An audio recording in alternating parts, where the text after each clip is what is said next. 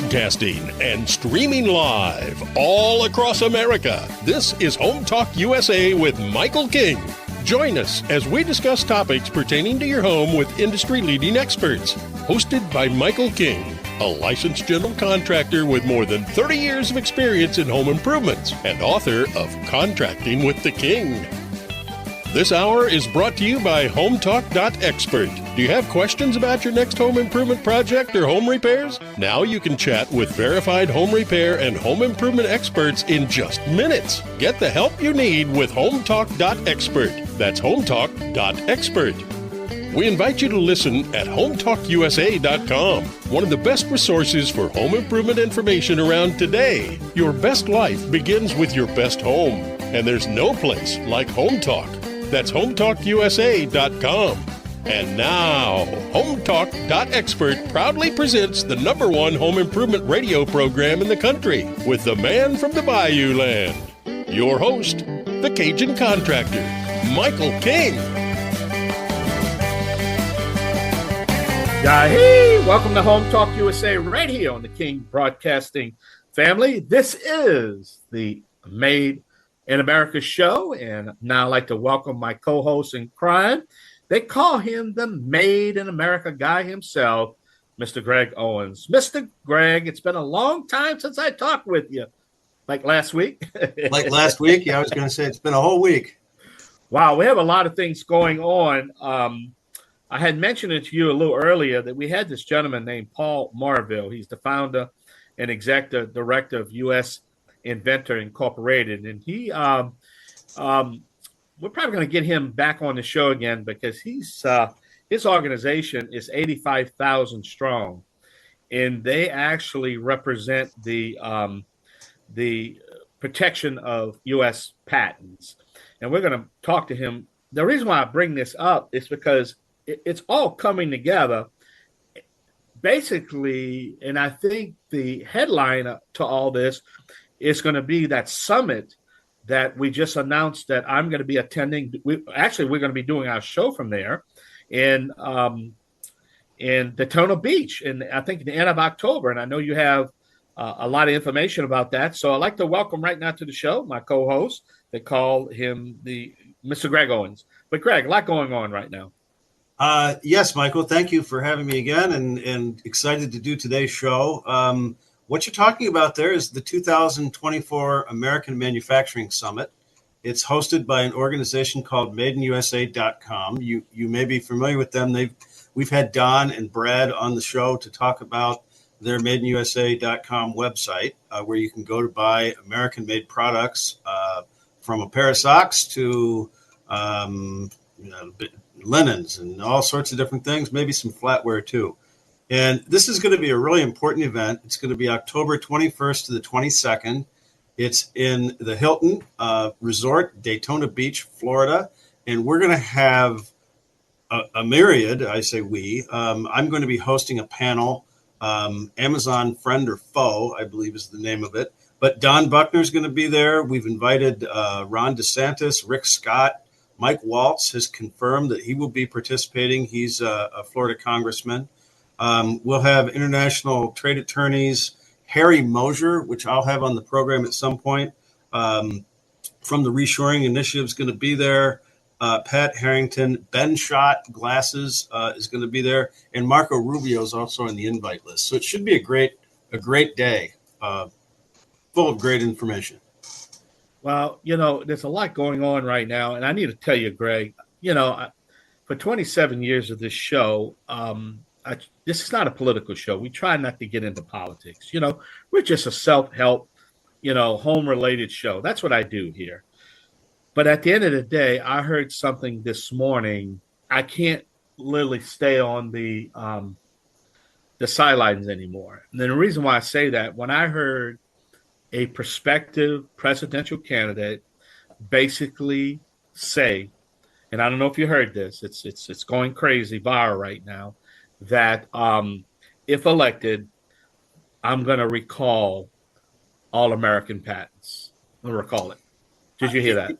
I heard that, and I think what she was referring to patents on drugs, trying to get drug costs under control. But that could so easily be extended to just about anything. And it's sort of like letting the cat out of the bag. I mean, once you do it for one product, for political reasons, why not do it for everything? Well, that's how they always do it. That's how they always do it. Very nervous. That's how they always do it, though.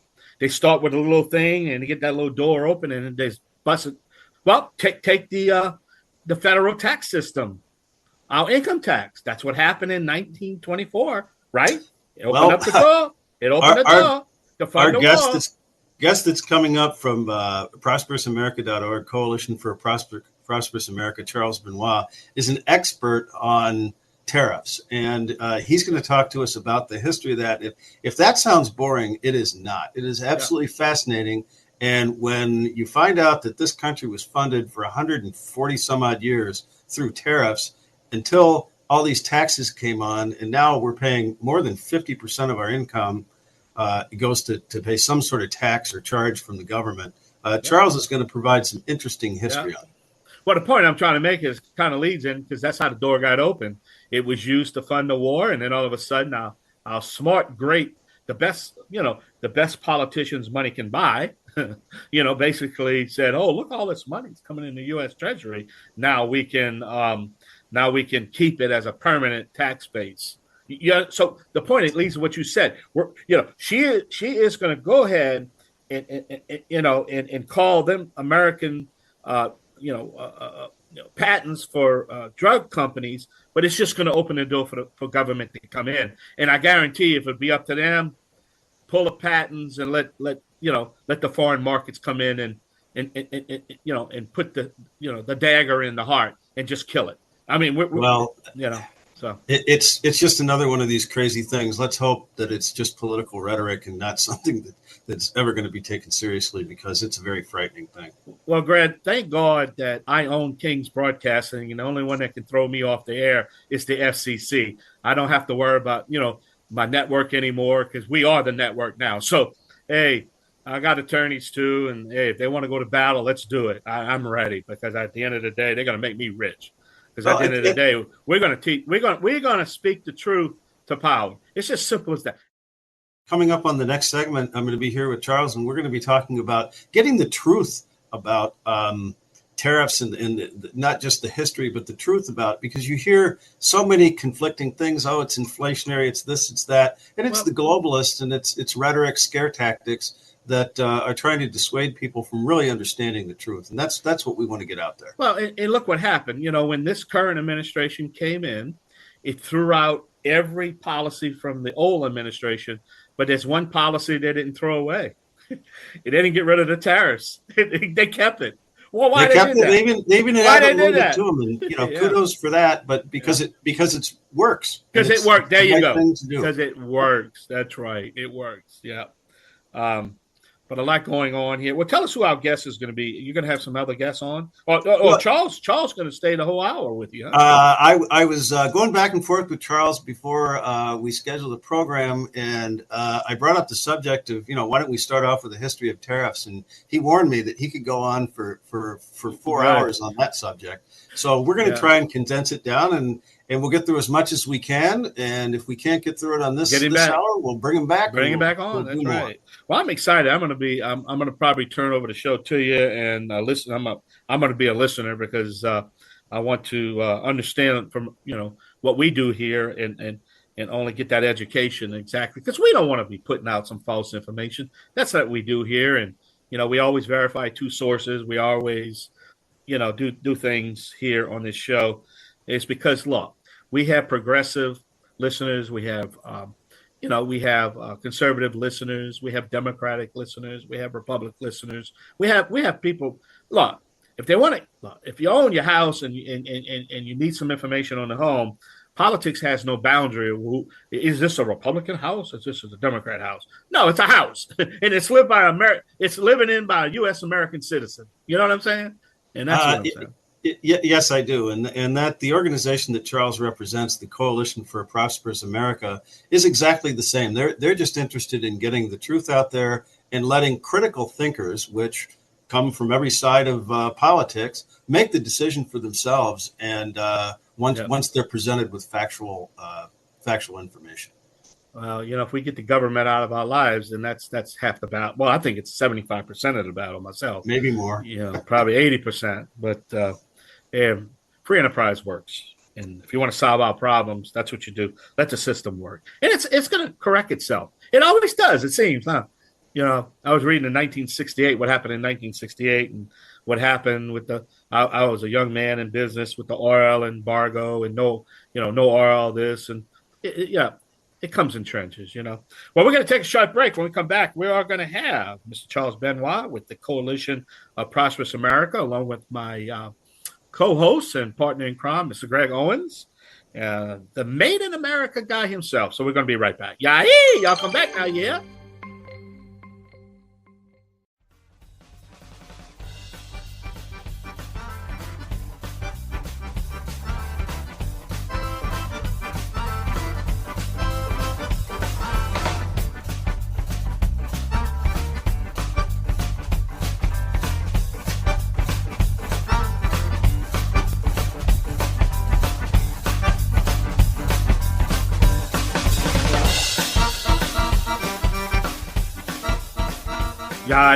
Welcome back to Home Talk USA right here on the King's Broadcasting Network. This is Made in America, and along with my co-host, the Made in America guy himself, Mr. Greg Owens. But don't forget, this segment is sponsored by Lion Energy. You can go anywhere with portable power, solar generators.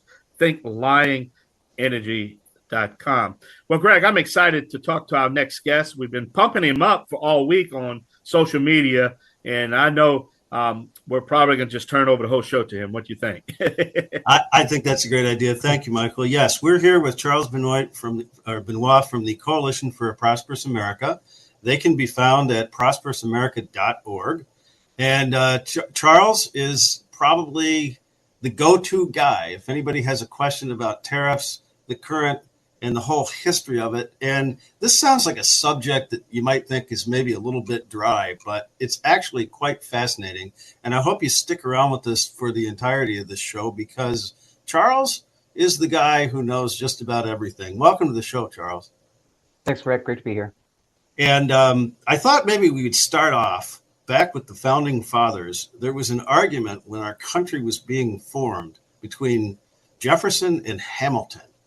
And why don't you talk to us a little bit about that and the history of tariffs and how it's gone from where it was to where it is today? So I love this topic, but if I may, I got to push back a little harder because people just don't understand that tariffs built civilization. So I got to jump back 5,000 years before, and I promise we'll very quickly get back to 1789. Go for it. One of the things that I find so fascinating is that we have very detailed evidence of what tariff policy was in the ancient Assyrian Empire, and the tariffs are at least as old as writing. And by all accounts, as soon as civilization formed, and what do I mean by that? I mean we stopped being hunter-gatherers roaming the lands, and we hunkered down in one spot and built permanent settlements. As soon as that happened, tariffs were developed. And so you can go over to in 2000 BC. We've got detailed maps of old Assyrian trade routes, and we knew exactly what the tariff was. So if you were importing tin or textiles from one city to another, the tariff was you had to give up 3% of your stash if it was tin, 5% if it was textiles. So and we know that it's all written down. People would have, and everyone understood, even in this ancient world, that tariffs were owed. So if you saw a caravan, if someone started unloading cargo on the beach in the Mediterranean in Byblos, at a random secluded beach spot, they would recognize that was smuggling right away. It wasn't just like, oh, they're just unloading some cargo here. No, they knew that was not an authorized port of entry. And they were seeing a smuggling operation, and they would understand it's a crime, probably a severe capital offense. So I just think that's really, we should just pause on that. In fact, like things like income tax are a very modern invention, but tariffs are as old as civilization, and you can argue they built civilization. And then some of the things that really, why tariffs were so appealing in the ancient world. We know that, you know, for tax to be sustainable, people need to believe it's fair. Everyone want if you've got a tax system with pervasive cheating or it's very unfair, you're going to have rebellion on your problems. The Bible gets into this, and but tariffs are very fair. So how do you know what a tariff is? It's literally written. They would write it on giant monuments called, and we still use this term today, a tariff schedule. What's a tariff schedule? It's a list of hundreds of products. And then next to that product this is what you have to pay. But it's out there, it's for everyone to see. And then even in the ancient world, the customs houses were the most beautiful things, just like they are, in historically in America. You go to Charleston, beautiful customs house. That's where all the boats you couldn't just unload at a random beach. You had to go to a port. The port would have a customs house, and everybody could see the tax being assessed. So that gives tremendous confidence that there's fairness, and you just need that in a functioning society. Okay, now we're going to fast forward all the way up to just before America was being founded, because there's a lot of misinformation about that. So, probably a lot of the listeners have heard of the term mercantilism, and we kind of know that that's like a bad thing. But now when you hear people like President Trump or whatever contemporary people who are pro-tariff, they often get derided as mercantilists. Well, that's a total misnomer. So mercantilism, what it really is, it's like a European thing that is a specific date of time. So, whereas in the ancient world, you had just traders coming and going throughout the empire, we call them sole proprietors today, a lot of them individuals. But, with mercantilism now, we've in the 1500s, 1600s in Europe, we've kind of they've invented the modern corporation. People can buy a share in it, and now what the sovereigns are really doing is they're starting to get into the monopoly business. So it's not like here's a tariff, and if you show up with tin, this is what the tariff you have to pay. Now it's like we're going to give one company monopoly on the importation of tariffs. So that was that is bad. We want competition. Nobody likes a monopoly. And they did this on everything, and in the colonies. After the break, we'll get to 1789. But in the colonies of America in the 1700s, mercantilism really started to run amok. So they'd already promised, for example, to the textile guild in Britain that you're not going to have to worry. You handful of artisan manufacturers, you got a monopoly on it, and nobody else can trade in clothes. Now, part of that was a ban on the import of clothes or high tariffs on the import of clothes, which is where the tariff link comes in. But they didn't allow domestic competition. So, they passed. I mean, in the Woolen Act of 1699, this is something Britain passed for the colonists. It prohibited them from making and selling clothes. A colonist could make clothes for themselves. The Hat Act of 1731 banned American colonists from even making a hat for themselves. You had to buy your hat from from one of the British monopolists.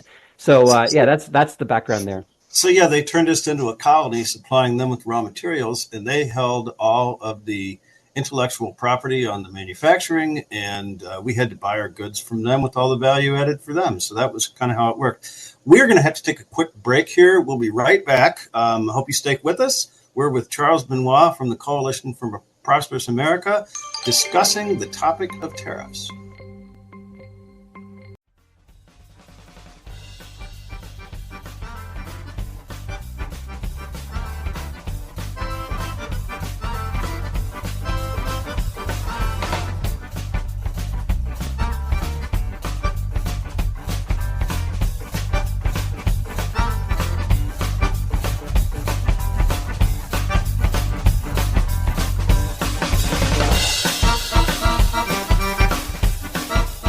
Welcome back to Home Talk USA. This is the Made in America Hour.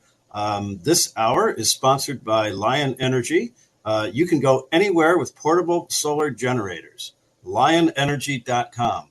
And we're here with Charles Benoit from the Coalition for a Prosperous America. We're talking about the history of tariffs, and we're going to now get into as our country was being formed, an argument that was raging.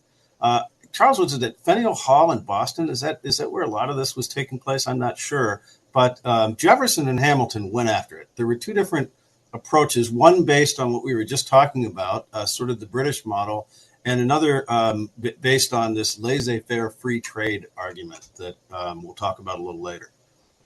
Yeah, right. So to be clear, I mean, the founders were united. They hated British mercantilism. They hated that, so they were united on that front. The anti-competitive aspect, where you're getting, where the sovereign charters one company and gives them a monopoly. They hated that. They were all united on that. Where there were two camps and they diverged is on tariffs for revenue and protection. Now it's interesting. You can actually, the very first tariff act of the United States was passed July 4th, 1789. I'm going to read you the first sentence of Section 1. This is the first sentence of the first tariff law passed July 4th, 1789. Whereas it is necessary for the support of government, for the discharge of the debts of the United States, and the encouragement and protection of manufacturers, that duties be laid on goods, wares, and merchandise imported. Okay, what do they say in that sentence? They said tariffs have two purposes: revenue and protection. Okay, so we need to fund our federal government, and we think this is the preferred tax. And there was all these discussions about why it was much more preferable than relying on excise taxes, which they did do as well on alcohol and a few other things. But so everybody was supported tariffs for revenue. That actually wasn't even controversial. This is how enthusiastic the founding fathers were. It was the degree of protection that should be necessary. And look, my own take on the debate between Hamilton and Jefferson is actually that there was some ideological difference. Thomas Jefferson famously less sympathetic originally to manufacturers. We're going to be an agrarian and trading nation, and we were still wholly reliant on trade with Europe at that point by their policies.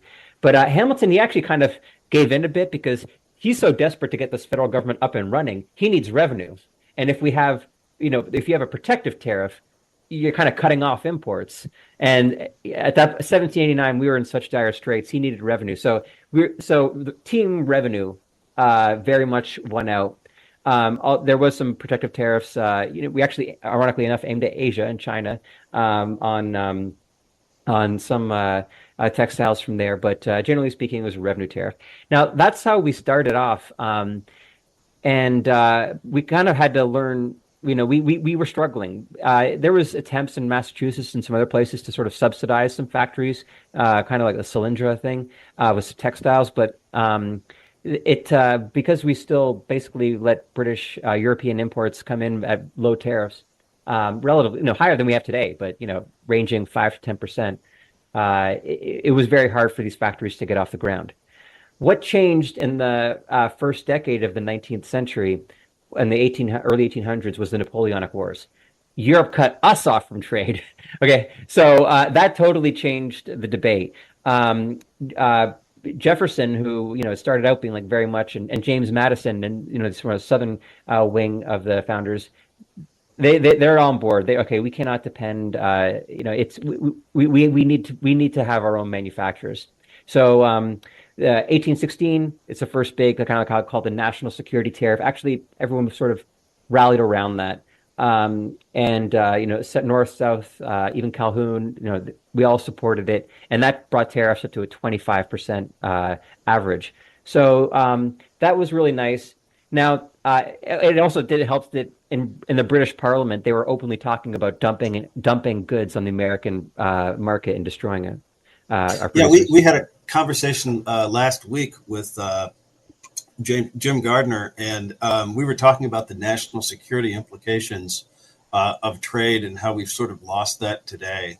And things like the Berry Amendment and Buy America, Buy American Acts that resulted from us recognizing that if we didn't have a resilient industrial base, we were in a very poor position to defend ourselves.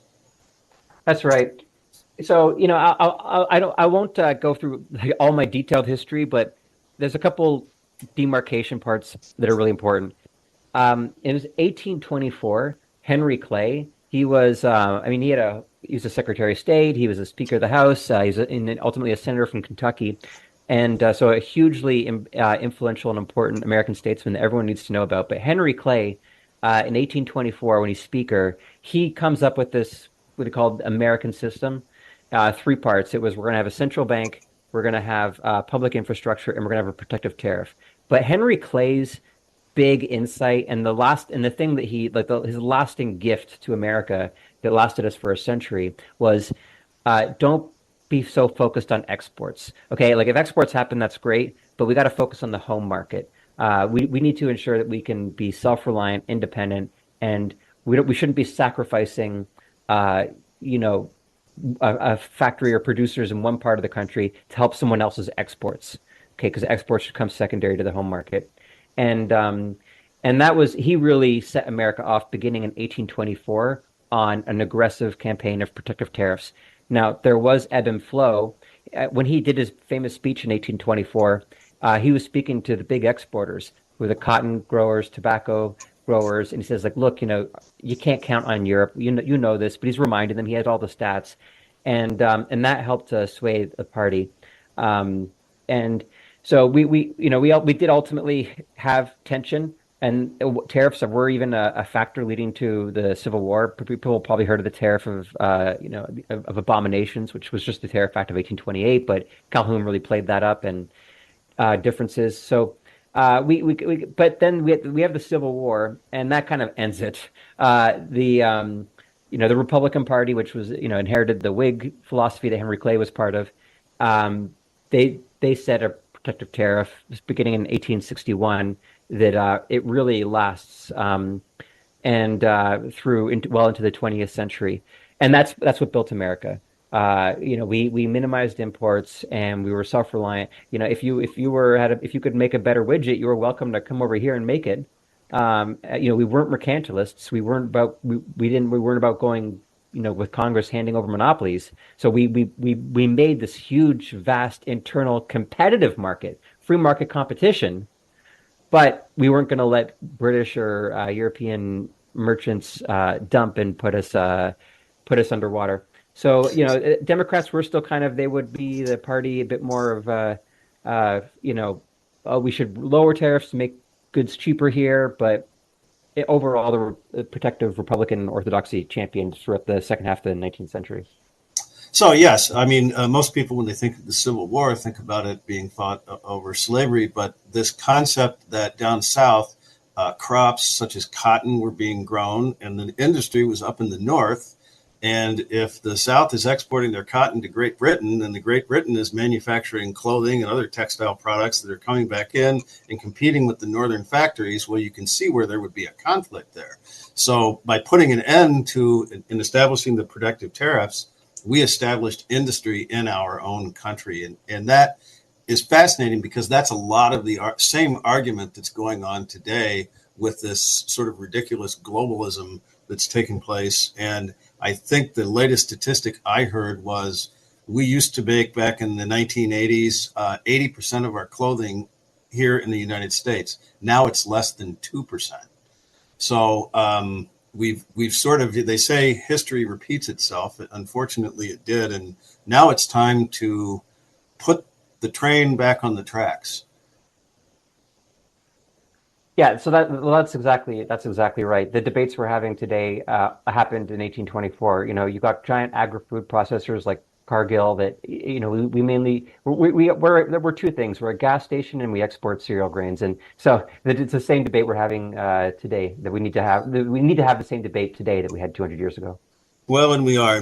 We need to take a quick break here, but when we come back, we'll do our final segment and wrap up our thoughts, and maybe we won't wrap them up. Maybe we'll have to have you back again on a future episode to talk a little bit more about tariffs and trades. I'm Greg Owens. This is the Made in America Hour.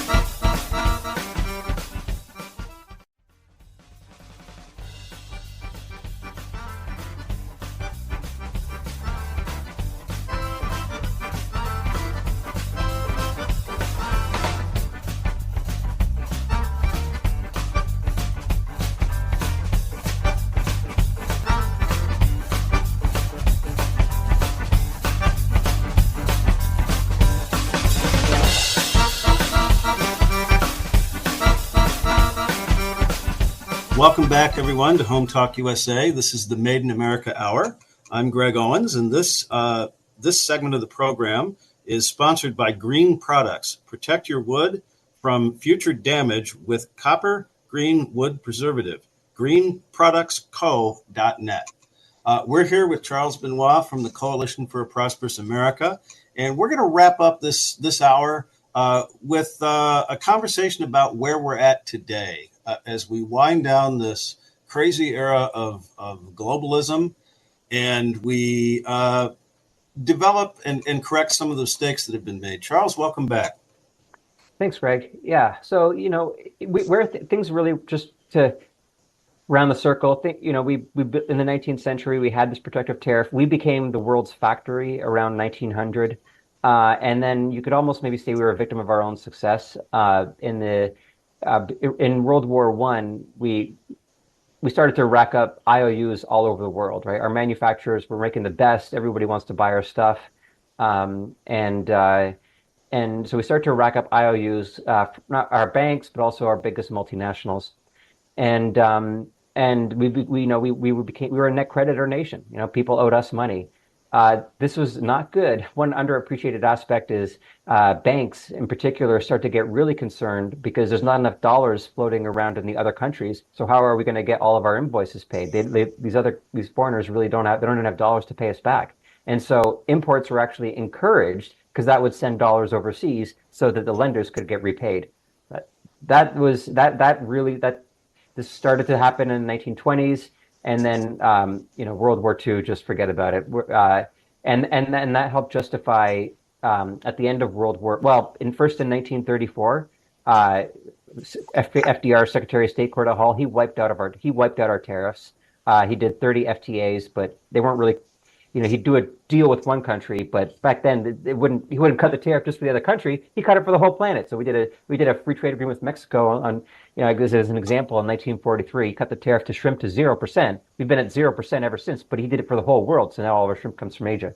Then 1947, you got the globalist creation of the GATT, and all of that stuff is just we're done. So now we're just we begin the long slide into our current state. So over the decades, we won't have time for it now, but suffice it to say, globalism is not something that was invented in the 80s. It was very much the World War II era, and we've got to get back to that. So we kind of have gone full circle in the sense that, I was saying, all we export now is oil is now our number one export. Fossil fuels, gas, which was illegal to export, by the way, until 2015. But now it's our top exports, followed by cereal grains. That's it. Basic commodity stuff. The rest of the world absolutely needs. Like, they're going to buy from us no matter what, even if they hate us, because they need our energy and cereal grains, which is carbohydrates and energy.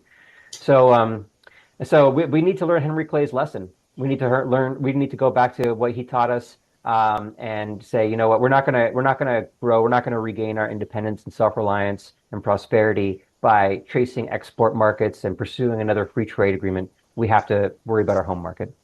So if you had to come up with just a couple bullet points, what are the important things that the next president of the United States, whoever that might be, or the next Congress can do to help put us back on track? Tariffs for revenue and protection. So even just, our average tariff now is 3%. So it's not even significant in overall federal revenue. But, you do like President Trump's 10% global tariff, that'd bring in about $380 billion a year to the Treasury. That's enough to wipe out income tax payments for the bottom, almost 90% of income taxpayers. So just right there, that's huge. Just do that. Well, that's one of the things that you read in the paper that's being promoted by some of the multinationals and the globalists is that, oh my goodness, if we bring back tariffs, it's a tax on the American people. But what they don't seem to really understand, or they're trying to pull the wool over our eyes, is that tax can then be used to lower income taxes, putting that money right back into the pockets of consumers. And you create a situation where now American manufacturing can come back, employing people in better jobs. It's not welcome to Walmart. Here's your cart for minimum wage and no benefits. It's a manufacturing job that could be anything from a $20 to $30 an hour line job to engineers and all of the plumbers and the electricians and the trades, the cost accountants. And it is not a tax on the American people. It's just a redistribution of how we think about taxes and gain back our industrial base. Yeah, I mean, I can't stand the line that tariffs are regressive. And anything tariffs raise wages.